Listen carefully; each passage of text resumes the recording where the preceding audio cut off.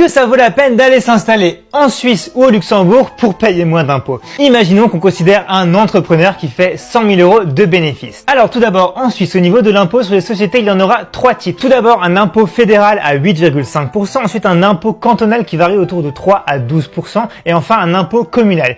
Ici, pour faire simple, on va prendre l'impôt de Genève qui a un taux global à 14,7%. Sachant que le plus bas, ce sera à Zug avec un taux global à 11,80%, ce qui explique que la plupart des startups ont leur siège là-bas. Ensuite, au niveau des dividendes, en Suisse, ils sont tout simplement imposés à l'impôt sur le revenu, sachant que les barèmes varient entre les taux fédéraux, les cantons et la commune. Ici, on va prendre à nouveau l'exemple de Genève.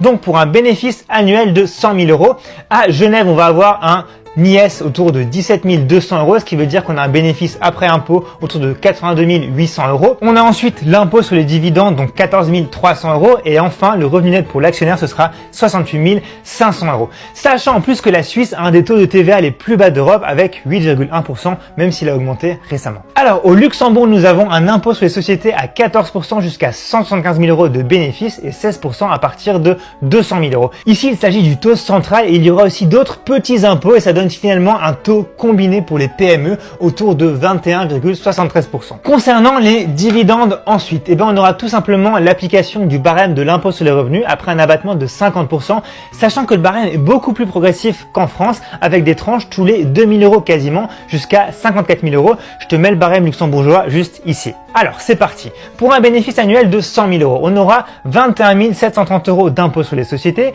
ce qui nous donne un bénéfice de 78 270 €. Ensuite, au niveau des dividendes, on va appliquer tout simplement l'abattement et le barème, ce qui nous donne autour de 4 000 € d'impôt sur le revenu pour ces dividendes-là. Et finalement, un revenu net pour l'actionnaire de 74 270 €. Si on compare avec la France, on connaît très bien la situation en France. 25% le taux classique, 15% le taux réduit, 30% avec la flat tax. Finalement, on arrive à un revenu net de 55 475 €.